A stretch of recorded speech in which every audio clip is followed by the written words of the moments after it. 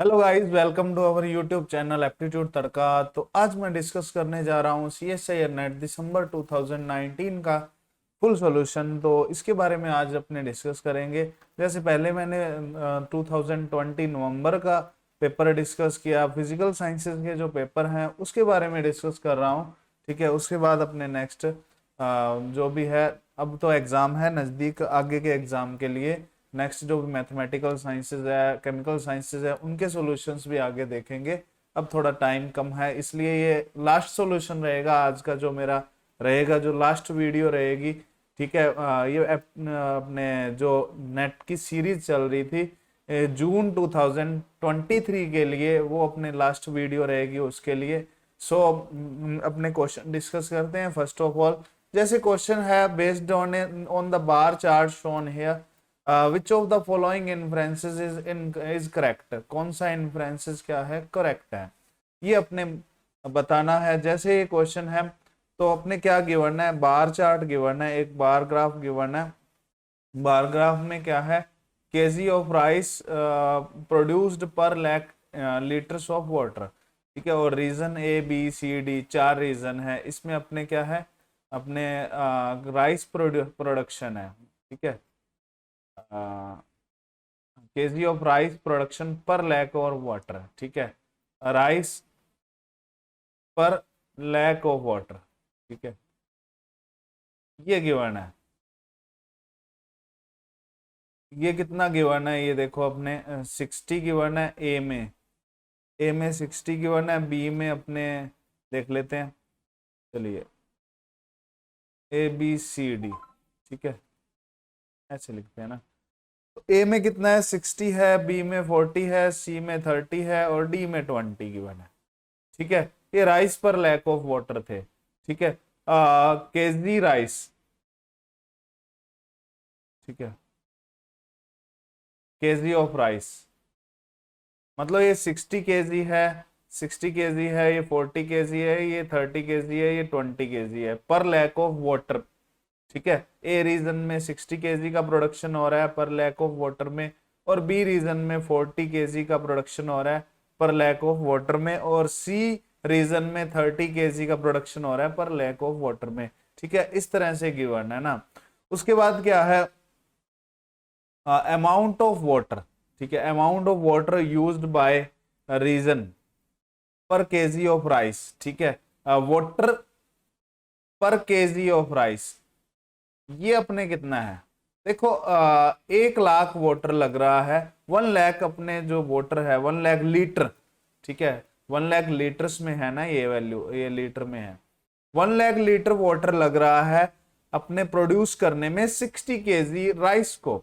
लेकिन 1 kg rice को produce करने में कितना वाटर लगेगा, 1/60 लाख। ठीक है, ये वाटर लगेगा, और ये 1/40 लगेगा, और ये 1/30 लगेगा, और ये लगेगा 1/20। ठीक है, तो इसका मीन ये है, थोड़ा जैसे एग्जांपल से मैं बताने की कोशिश करता हूं। जैसे पर लैक ऑफ वाटर। ठीक है, for 1 lakh water, 1 lakh litre water, rice production, rice production कितना हो रहा है, रीजन ए के लिए बात कर रहे हैं अपने, मान लो रीजन ए के लिए बात कर रहे हैं, कितना हो रहा है, 60 kg का अपने प्रोडक्शन हो रहा है। ठीक है, अब इसका उल्टा बात करें, जैसे 60 kg पर लैक ऑफ वाटर से प्रोडक्शन हो रहा है। मान लो मैंने कहा कि 1 kg प्रोडक्शन।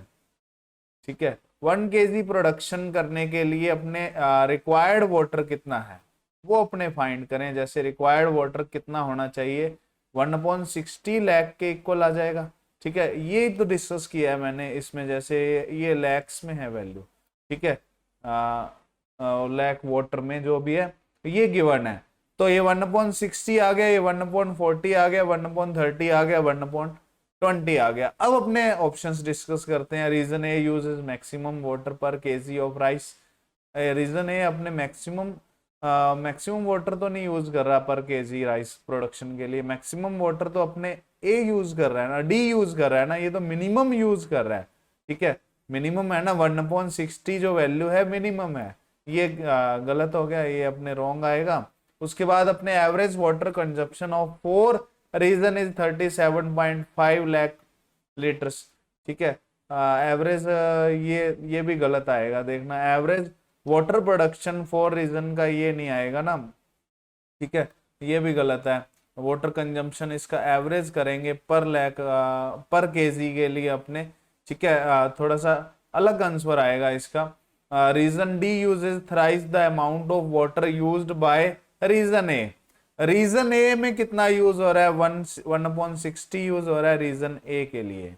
ठीक है, 1/60 है। और रीजन डी के लिए क्या है, रीजन डी के लिए अपने है 1/20 है, दैट इज थ्राइस ऑफ 1/60। ठीक है, मतलब थ्राइस है किसका, ए का, ए का थ्राइस है, यही तो क्वेश्चन में बोला है, ऑप्शन में बोला है ना। ऑप्शन में क्या है, region D uses thrice the amount of water produced by used by region A पर केजी ऑफ राइस, बिल्कुल सही है। तो सी ऑप्शन इसका राइट आ जाएगा। तो डीआई से रिलेटेड क्वेश्चन था ये। डीआई से रिलेटेड मैंने बताया है हर पेपर में क्वेश्चन आया हुआ है, 2 क्वेश्चन भी आए हुए हैं, कभी कभार 3 भी आए हुए हैं। तो डीआई मोस्ट इम्पोर्टेंट टॉपिक है। जिसने डीआई की वीडियो देखनी है, डीआई के प्रीवियस ईयर क्वेश्चंस देखना चाहता है, वो अपने डिस्क्रिप्शन लिंक को ओपन करके उसको देख सकता है, डीआई की वीडियो को। चलिए नेक्स्ट क्वेश्चन डिस्कस करते हैं। नेक्स्ट क्वेश्चन है the result of a survey to find the most preferred leader among A B C is shown in the table. First, second and third preferences are given weights 3 to 1 respectively statically. Which of the following can be said to represent the preference of voters? कौन सा क्या है ज्यादा preferred है, वो अपने find करना है। चलिए देखो, फर्स्ट प्रेफरेंस के लिए अपने वेटेज गिवन है 3 का, सेकंड प्रेफरेंस के लिए 2 का, और थर्ड प्रेफरेंस के लिए 1 का वेटेज गिवन है। जैसे अपने वोट्स फॉर ए के लिए वोट अपने मान लो preference for A, preference for A. ठीक है, ए के लिए अपने फाइंड कर लेते हैं प्रेफरेंस या फिर वोट्स। ठीक है, votes for A, votes preference A के लिए कितना आएगा, देखो 13, 24 और 63 ये गिवन है, 13, 24 एंड 63। इसको 3 से मल्टीप्लाई कर देंगे और इसको 2 से और इसको 1 से मल्टीप्लाई कर देंगे, तीनों को ऐड करेंगे बाद में 39 आ जाएगा, ये अपने 48 और ये आ जाएगा 63। ठीक है, तीनों को ऐड करेंगे लगभग इक्वल आ जाएगा अपने।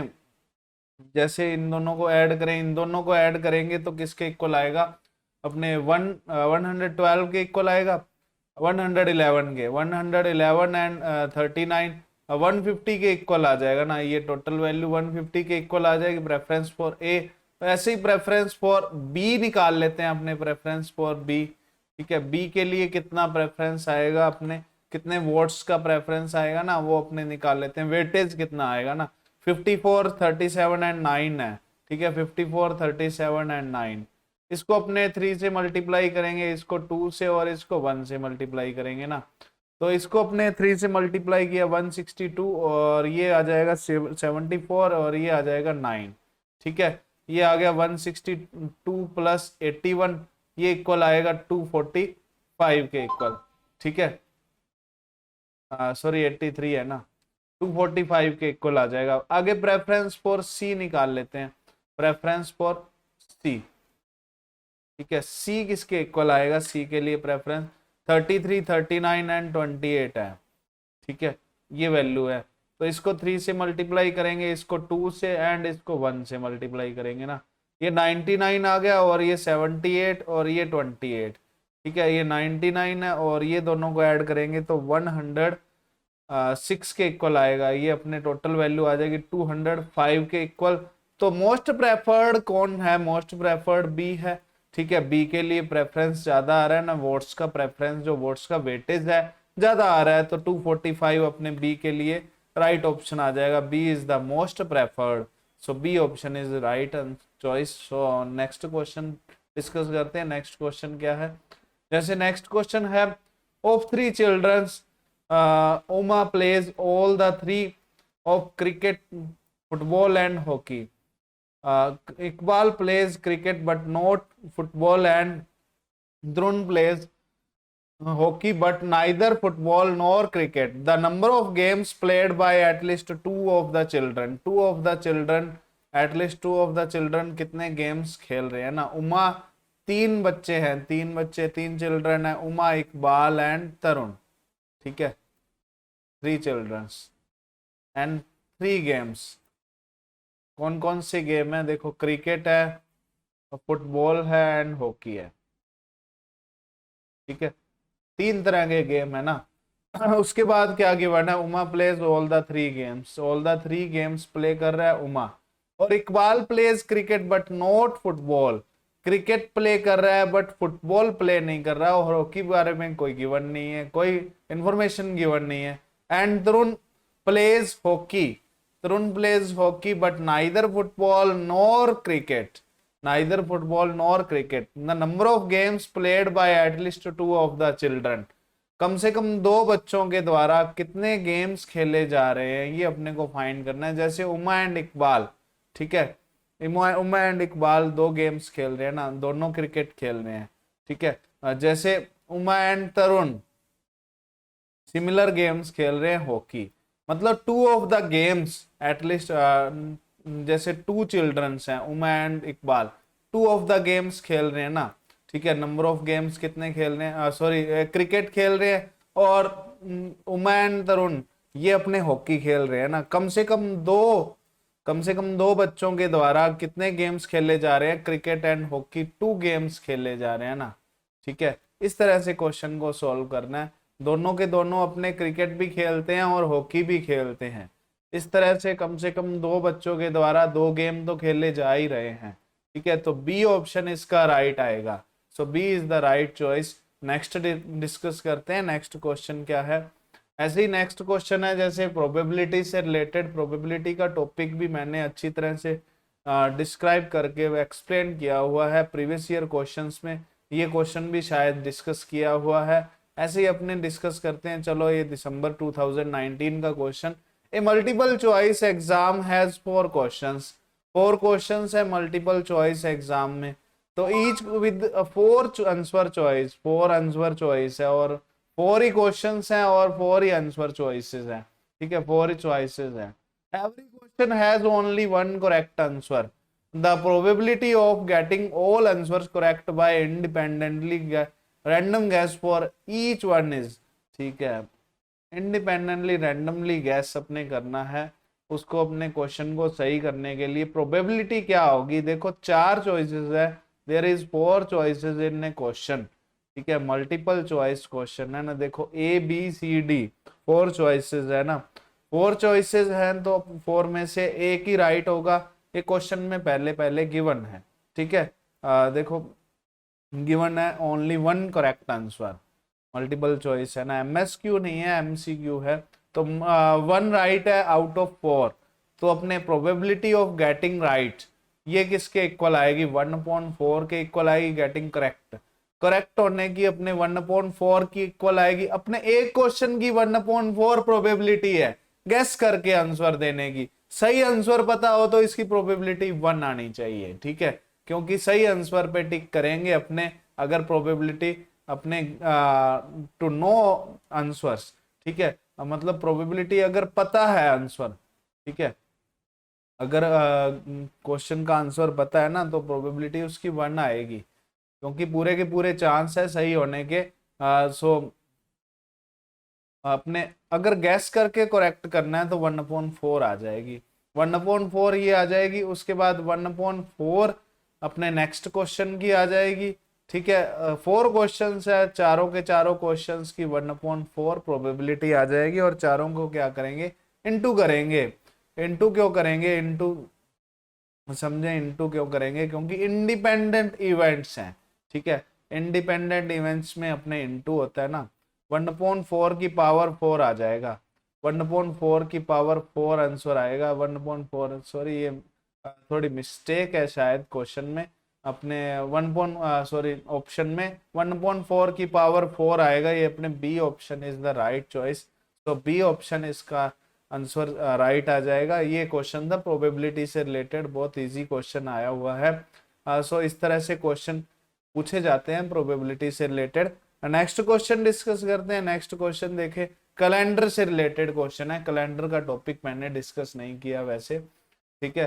कैलेंडर से क्वेश्चन काफी कम देखने को मिलते हैं, बाकी मिल भी जाते हैं कभी कभार, इसके क्वेश्चन आ भी जाता है नहीं भी आता, तो इसकी अपने चांसेस ज्यादा नहीं होते, इसलिए मैंने मोस्ट इम्पोर्टेंट टॉपिक्स ही ज्यादातर डिस्कस किए हैं। सो कैलेंडर के टॉपिक का क्वेश्चन है, ये अपने डिस्कस करते हैं। जैसे what day of the week will be 61 days from Friday, मतलब टुडे इज द फ्राइडे, ठीक है, टुडे फ्राइडे है मान लो, तो आफ्टर 61 डेज, ठीक है, 61 डेज फ्रॉम टुडे कौन सा डे होगा, ये अपने फाइंड करना है ना।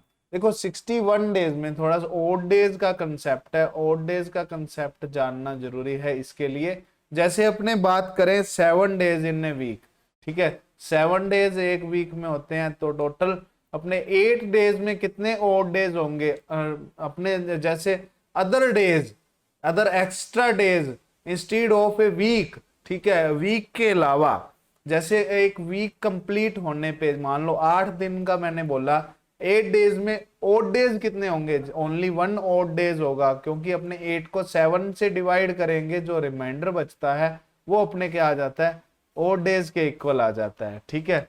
ये अपने ओड डेज आ जाएंगे, इसके 1 ओड डे आ जाएगा।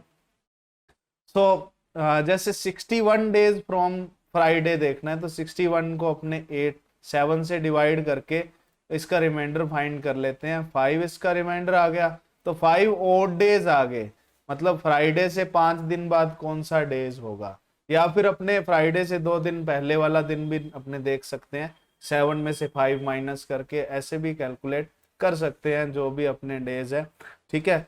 तो टुडे फ्राइडे है, तो आफ्टर 61 डेज, आफ्टर 61 डेज कौन सा डे होना चाहिए, फ्राइडे से 2 दिन पहले कौन सा आएगा, वेडनेसडे आ जाएगा, ठीक है, या फिर 5 days after from Friday. So D option इसका राइट आ जाएगा। चलिए नेक्स्ट क्वेश्चन डिस्कस करते हैं। नेक्स्ट क्वेश्चन है, a 2 digit number is such that if the digit 4 is placed to its right, its value would be increased by 490, find the original number. मान लेते हैं अपने इसका ओरिजिनल नंबर क्या है, लेट ओरिजिनल नंबर, ओरिजिनल मतलब 2 digit number है, 2 digit number अपने सपोज करते हैं कोई ना कोई 2 डिजिट नंबर है 10x प्लस वाई के इक्वल, ठीक है, इसको ऐसे ही सपोज किया जाता है, यूनिट डिजिट को y, यूनिट डिजिट मान लो एक्स वाई क्या है, एक इसका y यूनिट डिजिट है और इसका x क्या है, एक 10th डिजिट है। तो इसके बाद क्या क्वेश्चन में कहा है कि if the digit 4 is placed to its right, मतलब 4 प्लेस्ड किया है बिल्कुल राइट में, मतलब एक्स वाई के साथ 4 प्लेस कर लिया यूनिट डिजिट पे, और उसके बाद जो 10th डिजिट है ये अपने कौन सा बन जाएगा, वाई बन जाएगा, और यूनिट 100 डिजिट अपने बन जाएगा एक्स बन जाएगा। तो नंबर क्या बन जाएगा, 100x प्लस 10y प्लस 4 के इक्वल बन जाएगा, जो 3 डिजिट नंबर आ गया, ठीक है। उसके बाद क्या गिवन है, it's value would be increased by 490, मतलब इसकी वैल्यू जो है 3 डिजिट नंबर की पहले वाले से 490 ज्यादा है, मतलब 490 इंक्रीज होगी ना, तो 490 ज्यादा है, तो ओरिजिनल नंबर फाइंड करना है अपन को। तो अपने ये वैल्यू क्या आएगी 90x, ठीक है, प्लस 9y, ये वैल्यू माइनस का 4 उधर चला जाए, प्लस का 4 है, इजिकल टू 490, प्लस के 4 को उधर ले जाएं, जैसे 9 कॉमन ले लेते हैं अपने, प्लस के 4 को उधर ले गए तो 486 के इक्वल आ गया, और 10x plus Y equal to आ जाएगा 486 अपॉन 9। इसको 9 से डिवाइड करते हैं, 9 5 जा 45 एंड 9 4 जा 36, 54, ठीक है, 54 क्या आ गया, इसका ओरिजिनल नंबर आ जाएगा। 10x प्लस वाई की वैल्यू कैलकुलेट करनी थी, ये वैल्यू क्या आ जाएगी इसकी 54 के इक्वल आ जाएगी, तो बी ऑप्शन इसका राइट आ जाएगा। इस तरह से क्वेश्चन को सॉल्व कर सकते हैं। नेक्स्ट क्वेश्चन देखते हैं अपन। नेक्स्ट क्वेश्चन है, जैसे in a college admission where applicants have to choose only one subject, one subject choose करना है, 1/4 of the applicant opted for biology, 1/6 for chemistry, 1/8 for physics, and 1/12 for maths. 18 applicants did not opt for any of the above, 4 subjects, how many applicants were there, तो कितने applicants हैं ये अपने को find करना है। देखो ऑप्शन से भी चेक कर सकते हैं, बाय ऑप्शन चेक कर सकते हो इजीली, ठीक है। या फिर अपने क्या करें, एक्स मान के भी इसको सॉल्व कर सकते हैं। एक्स मानने से बजाय मैं कहता हूँ कि इसका एलसीएम लो 6, 8, 4 एंड 12, इनके काटने वाली कोई अपने डिजिट मान लेते हैं, काटने वाली कोई नंबर मान लेते हैं, या फिर एलसीएम ले लेते हैं ना चारों का एलसीएम क्या आएगा, 24 आएगा, ठीक है। लेट मान लो total applicants, let total applicants कितने हैं, 24 है, ठीक है। ये अपने सुपोज किया है टोटल एप्लीकेंट्स, कैसे सुपोज किया, एलसीएम लेकर, ठीक है। उसके बाद 1/6 तो क्या कर रहे हैं, अपने टोटल 1/4 तो क्या कर रहे हैं, बायोलॉजी ले रहे हैं, 1/6 तो केमिस्ट्री ले रहे हैं, 1/8 फिजिक्स ले रहे हैं और 1/12 मैथ्स ले रहे हैं। मतलब क्या है, 1/6 फाइंड करें इसका, 1/4 फाइंड करें इसका, पहले बायोलॉजी वाले देख लेते हैं, बायोलॉजी वाले कितने हैं, 1/4 फाइंड करेंगे 24 का, ये आ जाएगा 6, ठीक है, 6 के इक्वल आ जाएगा। उसके बाद अपने क्या है, दूसरे बायोलॉजी के बाद केमिस्ट्री देख लेते हैं, केमिस्ट्री कितने आ जाएंगे, 1/6 है, ठीक है, तो ये 4 आ जाएंगे। और केमिस्ट्री के बाद फिजिक्स आ गए, फिजिक्स में कितने हैं, 1/8 है, इसको 24 से इंटू करेंगे, ये 3 आ जाएंगे। और अपने मैथ्स के कितने हैं वो भी देख लेते हैं, 1/12 है, इसको 24 से मल्टीप्लाई करेंगे, 2 आ जाएंगे। मतलब टोटल कितना आ जाएगा, 6, 4, 10 एंड 3 13 एंड 2 15, ठीक है। रिमेनिंग कितने आ जाएंगे इसमें, 24x मान लेते हैं ना, x इससे इजी रहेगा 24x से, ये अपने पास टोटल 15x रह जाएंगे। रिमेनिंग कितने रह जाएंगे, 24x में से 15x माइनस करेंगे, कितना आ जाएगा, 9x के इक्वल आ जाएगा। अब जो 9x है ये वैल्यू रिमेनिंग वाली है, जो अपने क्या रह गए लास्ट में, एनी ऑफ द सब्जेक्ट, ऊपर वाला नहीं लिया, कोई भी 4 सब्जेक्ट्स में से कोई भी चूज नहीं किया ना, तो 18 एप्लीकेंट्स के इक्वल है ना, एक्स की वैल्यू क्या आ जाएगी, 18/9 that is equal to 2, X की वैल्यू 2 आ गई तो अपने कोई भी वैल्यू फाइंड कर सकते हैं। टोटल एप्लीकेंट्स कितने माने थे, 24x, एक्स की जगह 2 रख देंगे, क्या आ जाएगा, 48 आ जाएगा। तो डी ऑप्शन इस तरह से राइट आ जाएगा। इस तरह से क्वेश्चन को इजीली सॉल्व कर सकते हो। ओनली अपने फ्रैक्शनल वैल्यू से भी सीधा भी सॉल्व कर सकते थे, एक्स मान के, एक्स की जगह 24x मानेंगे तो ज़्यादा बेटर रहेगा, कैलकुलेशन इजी रहेगी और थोड़ा सा टाइम भी सेव होगा। तो इसलिए अपने क्वेश्चन को इस तरह से सॉल्व किया है। नेक्स्ट क्वेश्चन है, नेक्स्ट क्वेश्चन देखते हैं। जैसे in race 5 drivers were in the following situation, M was following V, R was just ahead of T and K was the only one between T and V, ठीक है। तो क्या find करना है, who was in second, second पे कौन है, तो M was following V, M किसको फॉलो कर रहा है, V को फॉलो कर रहा है। R was just ahead of T, R just ahead of T है। उसके बाद क्या है, K was only between T and V, T and V के बीच में K है। तो K की पोजीशन क्या हो सकती है, एक तो अपने कंडीशन ये बन सकती है, M के बाद V आ गया, V के बाद K आ गया, K और K के बाद T आ गया, फिर R आ गया, ठीक है। एक कंडीशन ये बन सकती है, M के बाद T के बाद R आ गया, ठीक है, R के बाद M आ गया, M के बाद V आ गया, फिर K की पोजीशन डिसाइड नहीं होगी इस कंडीशन में, क्योंकि K को क्या रखना है, दोनों के बीच में रखना है ना, T एंड V के बीच में, बिल्कुल मिडल में रखना है, ठीक है। ओनली वन है तो बिल्कुल मिडल में आएगा ना, मतलब एक ही आएगा। तो ये इसकी कंडीशन फॉलो होती है, सही सही। तो who was in second place at the distance, तो इंस्टेंट में अपने सेकंड प्लेस पे कौन है, वी नहीं है सेकंड प्लेस पे, ये ध्यान रखना है। रेस है, रेस में सबसे पहले पहुंच रहा है, जैसे आर, सेकंड प्लेस पे कौन पहुंच रहा है, टी पहुंच रहा है, ये थोड़ा सा ध्यान रखें। वी इसका आंसर नहीं आएगा, इसका आंसर टी आएगा। सो सी ऑप्शन इसका राइट आ जाएगा। इस तरह से क्वेश्चन को सॉल्व कर सकते हैं। नेक्स्ट क्या है, नेक्स्ट क्वेश्चन है, in a very old stable forest a particular species of plants grows to a maximum height of 3 meter. In a large survey it is found that 30% of the plants have heights less than 1 meter and 50% have heights more than 2 meter.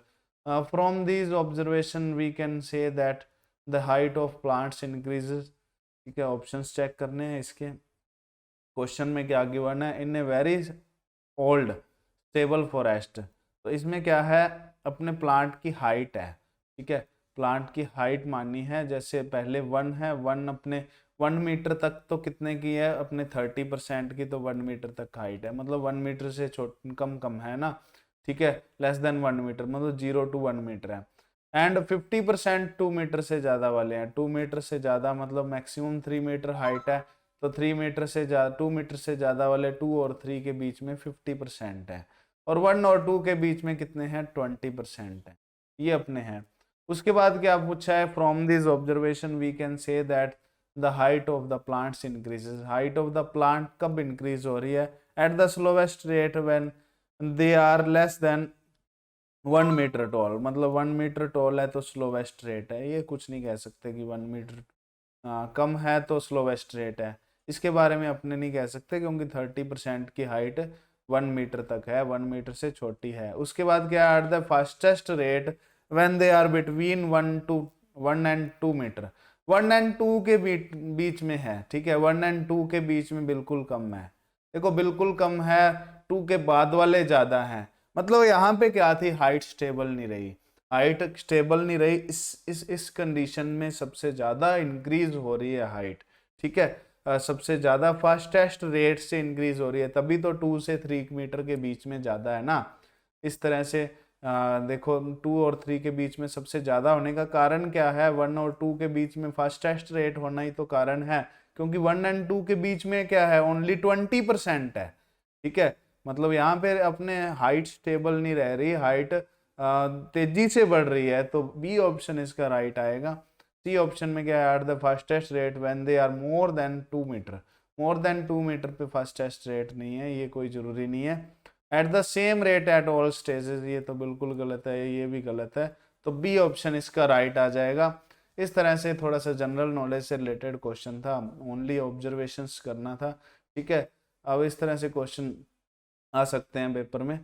तो next question देखो, next question है, which of the following 7 digit numbers can not be perfect square, perfect square, perfect square होने का मतलब है पूरा पूरा square root होना चाहिए ना, उसका स्क्वायर रूट कंप्लीटली स्क्वायर होना चाहिए, मतलब स्क्वायर रूट पूरा पूरा होना चाहिए। जैसे अपने सी वाले ऑप्शन में चेक करें, सी को चेक करें, सी वाला है या नहीं है, मतलब इसमें जीरोस जो है लास्ट वाली 2 जीरो हैं, ठीक है, लास्ट वाली 0 है, पेयर में आनी चाहिए तब जाके कंप्लीटिंग स्क्वायर होता है ना, जैसे 10 का स्क्वायर करते हैं अपने 100 आता है, 100 का स्क्वायर करेंगे अपने 10,000 आता है, या फिर 20 का स्क्वायर करेंगे तब भी 400 आएगा, मतलब इस तरह से स्क्वायर करने पर, स्क्वायरिंग करने पे क्या होता है कि 2 जीरोज तो आती ही आती हैं कम से कम, ठीक है, या फिर पेयर में आती हैं जीरोज, ओनली 1 0 वाला तो प्रॉब्लम क्रिएट कर रहा है ना, तो ये ओनली सी वाला ऑप्शन तो बिल्कुल रॉन्ग आएगा, सी वाला तो वैसे ही नहीं है।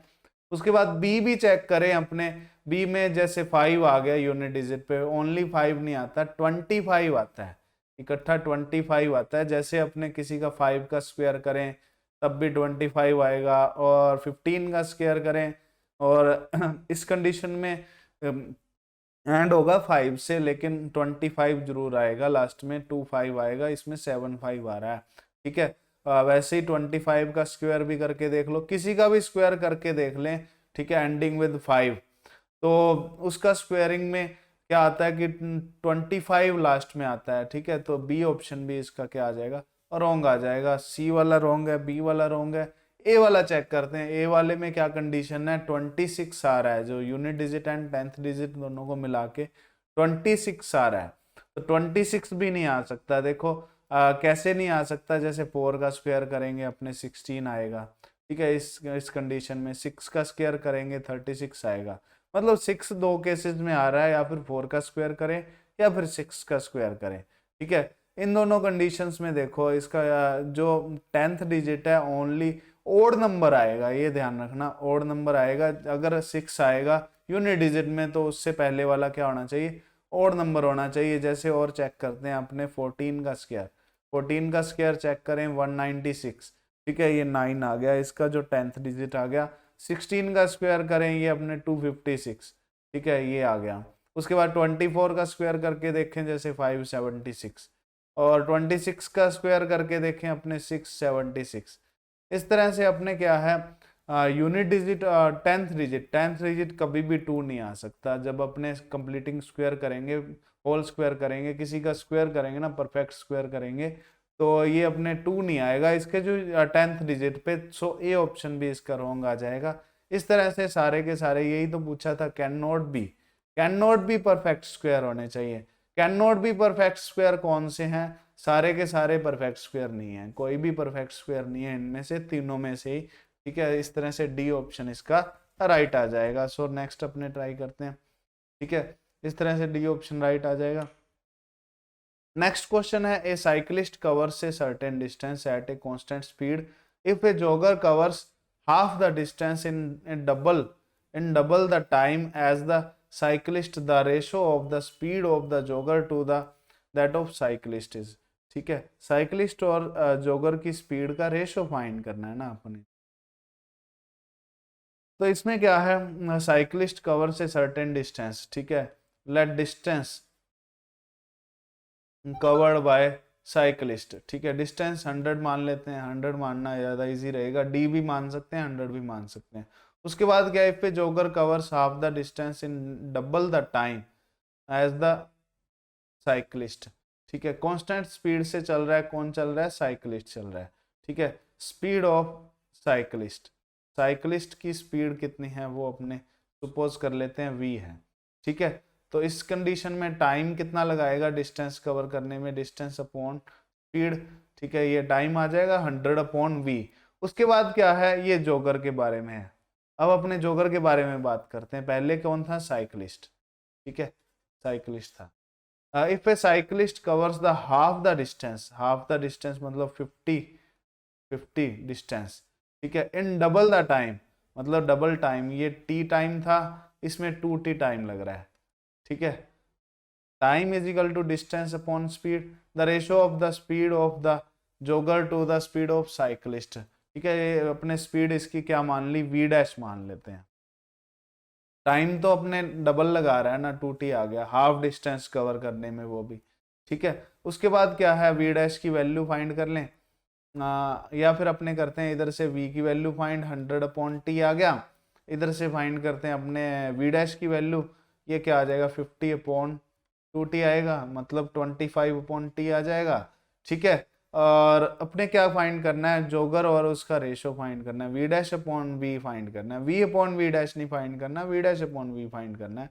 ठीक है, जॉगर टू द साइक्लिस्ट, ये स्पीड का रेशो फाइंड करना है। ये 25 अपॉन t है और ये अपने 100 अपॉन t है। t से t कैंसिल हो गया, 1:4 के इक्वल क्या आ जाएगा? इसका रेशो आ जाएगा। इस तरह से क्वेश्चन को सॉल्व कर सकते हैं। ए ऑप्शन इसका राइट आ जाएगा।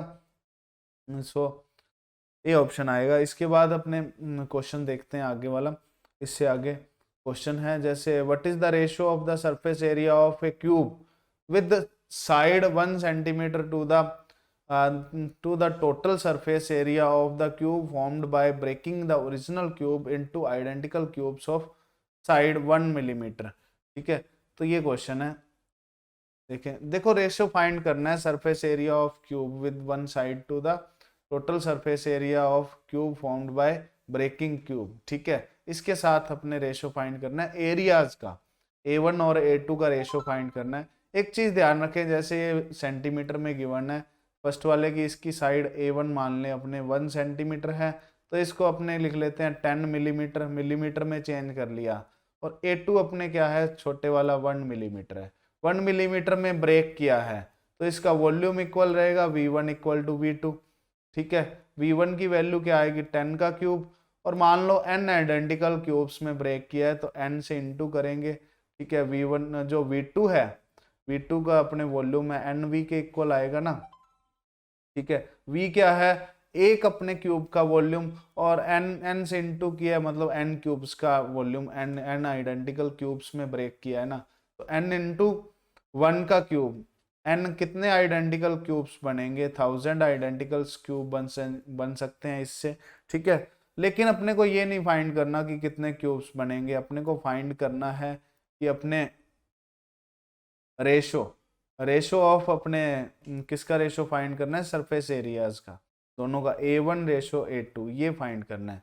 देखो 6A1 स्क्वायर आ जाएगा और 6A2 स्क्वायर आएगा, ठीक है, इस कंडीशन में। ठीक है, और अपने थोड़ा सा ध्यान रखें, इधर अपने 1000 है ना, 1000 आइडेंटिकल क्यूब्स है, तो 1000 से इनटू करेंगे। टोटल 1000 आइडेंटिकल क्यूब्स होने के कारण एक का 6a2 स्क्वायर है, तो थाउजेंड्स का क्या आएगा, 1000 इंटू 6a2 स्क्वायर। ठीक है, तो a2 की वैल्यू क्या आ गई, 10 का स्क्वायर आ गया, और ये वैल्यू आ जाएगी 1000 इंटू 6 इंटू 1 का स्क्वायर। 6 से 6 कैंसिल हो गया, 100/1000, ये वैल्यू क्या आएगी, 1:10 के इक्वल आ जाएगी। देखो ये रेशो है, यहाँ बीच में रेशो थोड़ा सा रह गया, इसमें मिसप्रिंट है, 1:10। ठीक है, 1:10 के इक्वल आएगा, बी ऑप्शन इसका राइट आएगा। तो ये क्वेश्चन था मेंसुरेशन से रिलेटेड। ठीक है, मेंसुरेशन से रिलेटेड आप अगर पूरा लेक्चर देखना चाहते हो तो मेरे डिस्क्रिप्शन लिंक पे जाएं और CSIR नेट के अपने प्लेलिस्ट का लिंक ओपन करें, उसमें अपने लेक्चर मिल जाएगा मेंसुरेशन का। तो मेंसुरेशन का लेक्चर आप देख सकते हो, इजीली 2 लेक्चर्स हैं। ठीक है, मेंसुरेशन का अच्छी तरह से एक्सप्लेन किया हुआ है लेक्चर में अपने, तो आप ओपन करके देख सकते हो।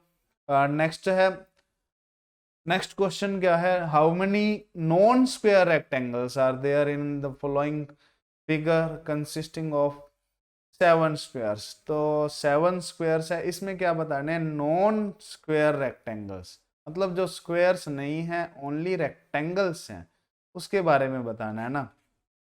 ठीक है, तो ये क्वेश्चन ट्राई कर लेना, होमवर्क क्वेश्चन है आपका, कमेंट सेक्शन में आंसर दें। ठीक है, इसके लिए अपने कमेंट सेक्शन में आंसर दे सकते हो। चलिए नेक्स्ट क्वेश्चन है, नेक्स्ट क्वेश्चन देखते हैं अपन। The mean of a set of 10 numbers is m, by combining with it a second set of m numbers, the mean of the combined set becomes 10. What is the sum of second set of numbers? Second set of numbers का आपने क्या क्या निकालना है, सम निकालना है। देखो 10 numbers हैं, ठीक है, उसका मीन गिवन है m के इक्वल। तो फर्स्ट ऑफ ऑल अपने सम ऑफ फर्स्ट 10 नंबर्स ये अपने निकाल लेते हैं। फर्स्ट 10 नंबर्स का सम किसके इक्वल होगा, देखो मीन इक्वल टू क्या होता है, टोटल नंबर्स। ठीक है, सिग्मा एक्स अपॉन एन, ये अपने मान लेते हैं ना। तो सिग्मा एक्स की वैल्यू फाइंड करनी है, तो मीन को एन से मल्टीप्लाई कर देंगे, मतलब टोटल नंबर्स हैं जो, उससे मल्टीप्लाई कर देंगे, मतलब m इंटू 10, 10m। ठीक है, सम ऑफ फर्स्ट 10 नंबर्स अपने क्या आ जाएगा, 10m के इक्वल आ जाएगा, जो फर्स्ट सेट है। ठीक है, 10 नंबर्स का है, ये अपने लिख लेते हैं फर्स्ट सेट।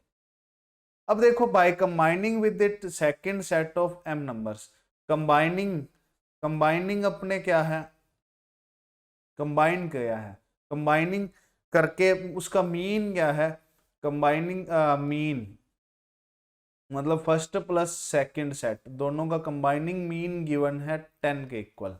तो टोटल नंबर्स कितने हो गए, उसमें m+10 हो जाएंगे ना, m नंबर्स हैं, फर्स्ट वाले में 10 नंबर्स थे, दूसरे वाले में m नंबर्स हैं।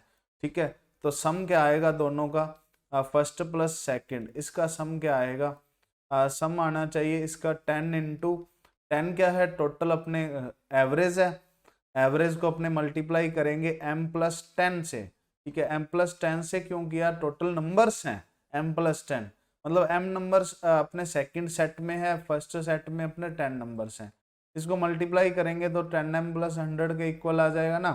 उसके बाद क्या है, जो सेकंड सेट में टोटल सम फाइंड करना है, what is the sum of the second set of numbers. ठीक है, तो sum of second set of the numbers ये फाइंड करना है। ये कैसे फाइंड करेंगे, ये फाइंड करने के लिए क्या करेंगे, फर्स्ट प्लस सेकंड ये कंबाइन अपने क्या फाइंड किया, सम फाइंड किया है, इसमें से फर्स्ट वाला माइनस कर देते हैं ना, 10m + 100 में से अपने क्या माइनस करें, 10m को माइनस करें, ये वैल्यू आ जाएगी 100 के इक्वल, तो 100 के इक्वल आ जाएगी, डी ऑप्शन इसका राइट आ जाएगा। तो इस तरह से क्वेश्चन को सॉल्व करना था। तो ये मीन से रिलेटेड क्वेश्चन था, जो मीन मोड मीडियन का टॉपिक है ना, उससे रिलेटेड जो बेसिक क्वेश्चन है, वो ज़्यादा इम्पोर्टेंट, ज़्यादा अपने मुश्किल क्वेश्चन नहीं है ये, जैसे सारा ही क्वेश्चन पेपर थोड़ा सा इजी रहा। आज का जो सेशन था अपने बहुत इजी क्वेश्चन पेपर है, ये जो CSIR नेट दिसंबर 2019 का जो क्वेश्चन पेपर आया था, ये ठीक आया था। चलिए और देखते हैं अपने आगे क्वेश्चन। आगे जैसे ये क्वेश्चन है, which of the following, which of the curve in the figure whose points satisfy the equation y is equal to constant मतलब c into e raised to power x। इसको अपने क्या कौन सेटिस्फाई कर रहा है, कौन सा कर्व सेटिस्फाई कर रहा है, ए बी सी डी। देखो y is equal to e raise to power x, इसका ग्राफ बनाएं तो इसका ग्राफ क्या बनता है, इसका ग्राफ बनाते हैं अपने, जैसे इसका ग्राफ बनना चाहिए ये वाला बनता है, ये इसका ग्राफ बनता है ना, ठीक है। मतलब ये इन्फिनिटी पे क्या आता है, माइनस इन्फिनिटी पे लगभग जीरो आता है, माइनस इन्फिनिटी पे जीरो हो जाता है ना, माइनस इन्फिनिटी रखेंगे जीरो की ओर टेंड करता है और आगे अपने इन्फिनिटी पे इन्फिनिटी की तरफ टेंड करता है और जीरो पे अपने वन आ जाता है, ठीक है। ये कंडीशन होती है इसकी जो होती है E raise to power x की। बाकी मैथमेटिकल साइंसेस वालों को प्रॉब्लम नहीं आने वाली इसमें, Y is equal to e raise to power X के ग्राफ में। बाकी वैल्यूज रख के अपने ग्राफ फाइंड कर सकते हैं, जीरो पे वन आ गया, इन्फिनिटी पे फाइंड कर लो, माइनस इन्फिनिटी पे फाइंड कर लो। और लेकिन इसमें सी है, ठीक है। अब सी पे डिपेंड करेगा, अगर सी की वैल्यू क्या है, ग्रेटर देन जीरो है, तब तो ये ग्राफ बनेगा, ठीक है। ये सी की वैल्यू ग्रेटर देन जीरो के लिए बनेगा पॉजिटिव साइड में। अगर सी की वैल्यू लेस देन जीरो है, लेस देन जीरो है, तो इसका ग्राफ कैसा बनना चाहिए, नेगेटिव साइड में, तो ऐसे बनेगा, इस तरह से ग्राफ बनेगा, ठीक है। इस तरह से ग्राफ बनेगा ना। तो इनमें से ऑप्शन में जैसे फर्स्ट वाला तो गिवन ही नहीं है ना, फर्स्ट वाला कंडीशन गिवन नहीं है, सी ग्रेटर देन जीरो वाली, सी ग्रेटर देन जीरो वाली कोई भी ग्राफ इसमें दिखाई नहीं दे रहा। देखो ए वाला ऑप्शन वैसे ही रॉन्ग है, ए वाला ऑप्शन तो, ठीक है, इधर से स्टार्ट हो रहा है ना, अपने माइनस इन्फिनिटी से स्टार्ट होना चाहिए था, या फिर अपने ये लगभग जीरो हो जाएगा, इसको पीछे बढ़ाएंगे तो आगे जीरो नहीं होना चाहिए ना, इन्फिनिटी की ओर टेंड करना चाहिए, माइनस इन्फिनिटी की तरफ, या फिर हाँ इधर माइनस इन्फिनिटी की तरफ टेंड करना चाहिए इसको एक्स एक्सिस पे, ठीक है। जो इसका डोमेन इन्फिनिटी में आ जाता है ना, माइनस इन्फिनिटी टू इन्फिनिटी आ जाता है। बी ऑप्शन है इसका, चेक करें बी में क्या है, बी में क्या प्रॉब्लम है, बी में अपने डिक्रीजिंग तो बन रहा है, ठीक है, लेकिन प्रॉब्लम यहाँ है ये जीरो हो गया, जीरो नहीं होगा, आगे जाके बढ़ता जाता है ग्राफ, तो बी ऑप्शन भी रॉन्ग आ गया। सी ऑप्शन है, सी ऑप्शन में जैसे अपने इसको यहाँ तक बनाएं ग्राफ को, ओनली इधर अपने वन जीरो तक बनाए, ठीक है, तो अपने बिल्कुल राइट है।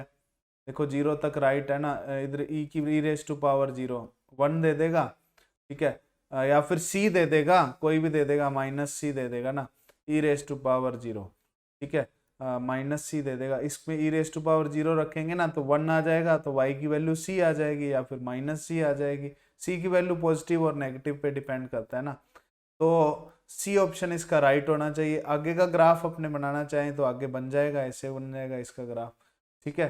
तो इस तरह से अपने सी ऑप्शन इसका राइट आ जाएगा। डी ऑप्शन में प्रॉब्लम क्रिएट कर रहा है, जीरो हो गया, जीरो तो वैसे ही नहीं होगा, ठीक है, जीरो अपने सी की वैल्यू के लिए जीरो हो सकता है, लेकिन E raise to power X, ठीक है, E raise to power X X की वैल्यू के लिए जीरो नहीं हो सकता ना, एक्स की वैल्यू वेरी कर रही है, सी की वैल्यू वेरी नहीं कर रही, सी की वैल्यू तो कांस्टेंट है, ठीक है।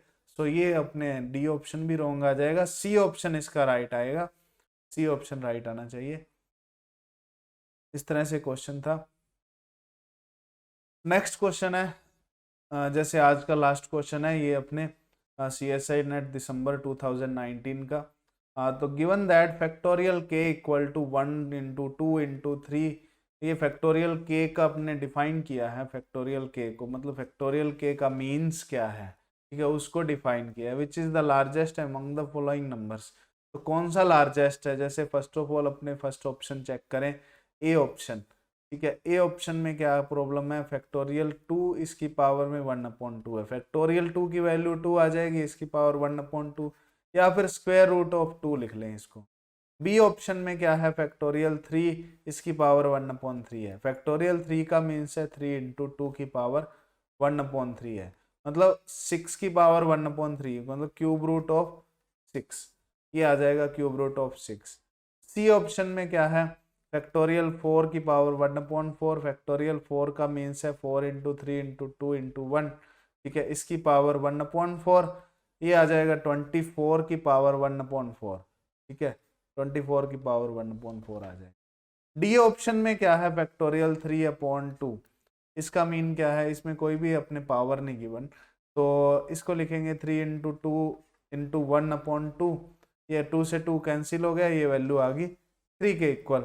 अब देखो √2 जो है, √2 3 से छोटा होता है, ठीक है। जैसे डी ऑप्शन देखें, डी ऑप्शन से तो छोटा ही है ना, 3 से छोटा है। जैसे cube root of 3, cube root of 6, ये क्यूब रूट ऑफ अपने 27 से छोटा होगा, जो कि 3 के इक्वल होता है, ठीक है। इससे तो छोटा ही होगा क्यूब रूट ऑफ 6। ये 24 की पावर 1/4, ये छोटा होगा 81 की पावर 1/4 से। 81 की पावर 1/4 का मीन्स है 3 के इक्वल, ठीक है। मतलब ये भी 3 से छोटा होगा, तो 3 के इक्वल कौन सा है, डी वाला है ना, मतलब डी वाले से छोटे ही हैं सभी। ए ऑप्शन की बात करें, चाहे बी ऑप्शन की बात कर लो, चाहे सी ऑप्शन की बात कर लो, कोई भी ऑप्शन चेक कर लें ए बी सी में से, तीनों के तीनों डी ऑप्शन से छोटे ही आएंगे। तो इस तरह से अपने डी ऑप्शन इसका राइट आ जाएगा। तो ये अपने क्वेश्चन थे अपने CSI नेट दिसंबर 2019 के। आगे मैं नेक्स्ट नई सीरीज शुरू करूंगा, कोशिश है कि मैं गेट की सीरीज शुरू करूंगा। गेट 2024 के लिए अपने सीरीज शुरू करेंगे, नेक्स्ट सीरीज रहेगी। तो उसके जो वीडियोस बनाऊंगा उसके अपने जनरल एप्टीट्यूड के लेक्चर्स रहेंगे, ठीक है। मैक्सिमम लेक्चर्स बनाने की कोशिश करूंगा, क्योंकि टाइम काफ़ी है गेट के अपने एग्ज़ाम में, तो ईजिली अपने कवर कर सकेंगे गेट का एग्ज़ाम के लिए। गेट के लिए अपने ज़्यादा से ज़्यादा बच्चों को शेयर करना, ठीक है। जो भी CSI या नेट के अपने बच्चे हैं, ठीक है, नेट के कैंडिडेट हैं, वो अपने नेट के लेक्चर देख सकता है। उसके बाद अपने गेट के कैंडिडेट्स को प्रेफर कर सकता है मेरे यूट्यूब चैनल एप्टीट्यूड तड़का पे स्टडी के लिए। सो इस तरह से शेयर करें, लाइक करें, सब्सक्राइब करें। और हाँ, एग्ज़ाम के लिए एग्ज़ाम सिटी अपने अलॉट हो गई है, ठीक है। सभी का एग्ज़ाम नज़दीक है, 6, 7, 8 से एग्ज़ाम है। और अपने फिजिकल साइंसेज, केमिकल साइंसेज या फिर मैथमेटिकल साइंसेज कोई भी पेपर है, उसकी डेट शीट भी अपने आ चुकी है। सो अपनी तैयारी को कंटिन्यू रखें, 4-5 दिन है, दिन रात एक कर दें। इस तरह से अपने पेपर करके आएँ कि अपने फर्स्ट अटैम्प्ट है जिसका, वो भी क्लियर हो जाए फर्स्ट अटैम्प्ट में ही। तो इस तरह से अपने गुड लक सभी को। तो thank you all of you.